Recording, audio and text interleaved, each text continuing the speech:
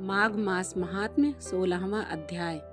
प्रयाग में संगम स्नान करने वाली कांचन मालिनी की कथा। कीर्तवीर्य कहने लगा कि हे भगवान, वह राक्षस कौन था और कांचन मालिनी कौन थी? उसने अपना धर्म कैसे दिया और उनका साथ कैसे हुआ? हे ऋषि अत्रि की संतानों के सूर्य, यह कथा सुनाकर मेरा कौतूहल दूर कीजिए। तब दत्तात्रेय जी कहने लगे कि राजन, इस पुरातन विचित्र इतिहास को सुनो। कांचन मालिनी नाम की एक सुंदर अप्सरा थी, जो माघ मास में प्रयाग में स्नान करके कैलाश पर जा रही थी।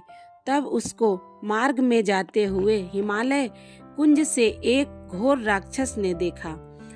उस सोने जैसी तेज वाली, सुंदर कटी वाली, बड़े बड़े नेत्र वाली, चंद्रमुखी, सुंदर केस और पीनप योधर वाली सुंदर अप्सरा को देखकर उस राक्षस ने कहा कि हे सुंदरी कमल नयनी, तुम कौन हो और कहाँ से आ रही हो? तुम्हारे वस्त्र और वेणी भीगी हुई क्यों है? तुम आकाश मार्ग से कहाँ जाती हो और किस पुण्य के प्रताप से तुम्हारा शरीर ऐसा तेजस्वी और रूप ऐसा मनोहर है? तुम्हारे गीले वस्त्र से मेरे मस्तक पर गिरे हुए एक बूंद जल से मेरे क्रूर मन को एकदम शांति प्राप्त हो गई। इसका क्या कारण है? इस जल की क्या महिमा है? तुम बड़ी शीलवती प्रतीत होती हो। इसका क्या कारण है? मुझसे कहिए। अप्सरा ने कहा कि हे राक्षस, सुनो, मैं काम रूपिणी अप्सरा हूँ। मैं प्रयाग में संगम में स्नान करके आ रही हूँ। इसी से मेरे वस्त्र भीगे हैं। अब कैलाश पर जा रही हूँ, जहाँ पर श्री शिव निवास करते हैं। त्रिवेणी के जल से मेरी सब क्रूरता दूर हो गई है, जिसके पुण्य के प्रभाव से मैं इतनी सुंदर और पार्वती जी की प्रिय सखी हुई। सो आश्चर्य देने वाला उदाहरण मुझसे ब्रह्मा जी ने कहा था। सुनो, मैं कलिंग देश के राजा की वेश्या थी। रूप, लावण्य और सुंदरता में अपूर्व थी। मेरी सुंदरता पर सारा नगर मोहित था और मैंने अनेकों प्रकार के भोग भोगे। अनेक प्रकार के वस्त्र और आभूषणों की घर में कोई कमी नहीं थी। कई कामी पुरुष आपस में स्पर्धा ही से मृत्यु को प्राप्त हो गए। इस तरह उस नगर में बड़ी सुंदरता से यौवन व्यतीत हुआ और मैं वृद्धावस्था प्राप्त हो गई। तब मेरे मन में विचार उत्पन्न हुआ कि मैंने अपनी सारी आयु पापों में ही व्यतीत कर दी। धर्म का कोई कार्य, दान, तप, यज्ञ आदि नहीं किया। शिव या दुर्गा जी की आराधना नहीं की, न कभी भगवान विष्णु का पूजन किया। इस प्रकार अशांत चित्त से मैंने एक ब्राह्मण की शरण ली, जो वेदों का ज्ञाता और ब्रह्मनिष्ठ था। मैंने उससे पूछा कि मेरा निस्तार किस प्रकार हो सकता है। महाराज, साधु सज्जन अच्छे और बुरे सभी पर दया करते हैं, इसलिए मुझ दीन पर भी कृपा करके मुझे कीचड़ में डूबी हुई को पकड़कर उबारिए। क्षीर सागर क्या हंस को ही दूध देता है, बत्तख को नहीं देता है?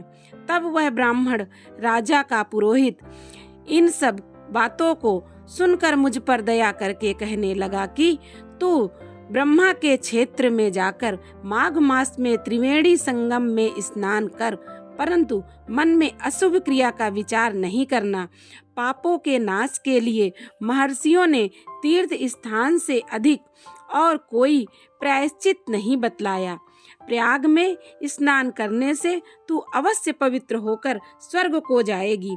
भामिनी, पुराने समय में गौतम ऋषि की स्त्री को देखकर इंद्र ने काम के वशीभूत होकर कपट वेश से उससे भोग किया। इसलिए ऋषि द्वारा श्राप दिया गया और उसका शरीर अत्यंत लज्जा युक्त हजारों भागों वाला हो गया। तब इंद्र नीचा मुंह करके अपने पाप कर्म की बुराई करने लगा। मेरु पर्वत के शिखर पर स्वच्छ जल वाले सरोवर पर एक स्वर्ण कमल से भरे हुए कोटर में घुस गया और अपने पाप को धिक्कारता हुआ कामदेव की बुराई करने लगा कि यह सब पापों का मूल है। इससे ही वशीभूत होकर मनुष्य नरक में जाते हैं और अपनी धर्म, कीर्ति, यश और धैर्य का नाश करते हैं। इंद्र ऐसा सोच रहा था, सो इंद्र के बिना सारा देवलोक शोभाहीन हो गया। तब देवता, गंधर्व, किन्नर, लोकपाल इंद्राणी के सहित बृहस्पति जी से जाकर पूछने लगे कि महाराज, इंद्र के न रहने से स्वर्ग ऐसा शोभाहीन हो गया है जैसे सतपुत्र के बिना श्रेष्ठ कुल। इसलिए स्वर्ग की शोभा के लिए कोई क्रिया सोचिए, इस विषय में देर नहीं करनी चाहिए। तब बृहस्पति जी कहने लगे कि इंद्र ने बिना सोचे विचारे जो कर्म किया है उसका फल भोग रहा है, सो वह कहाँ है, मैं यह सब जानता हूँ। फिर गुरु जी ने सबको साथ लेकर स्वर्ण कमलों से युक्त बड़े सरोवर में इंद्र को देखा, जिसका मुख मलिन और आंखें बंद थी। तब इंद्र ने बृहस्पति जी के चरणों को पकड़कर कहा कि इस पाप से उद्धार करके आप मेरी रक्षा कीजिए। तब बृहस्पति जी ने इंद्र से कहा कि प्रयाग में स्नान करने से ही तुम पाप मुक्त हो जाओगे। तब इंद्र सहित सबने ही प्रयाग में स्नान किया, संगम में स्नान किया और त्रिवेणी स्नान से इंद्र पाप मुक्त हो गए। तब बृहस्पति जी ने इंद्र को वरदान दिया कि तुम्हारे शरीर में जितने भाग हैं सब नेत्र हो जाएं। तब इंद्र ब्राह्मण के वर से 1000 नेत्रों से ऐसा सुशोभित हुआ जैसे मानसरोवर में कमल शोभायमान होता है। इस प्रकार माघ मास महात्म्य में 16वां अध्याय पूरा हुआ।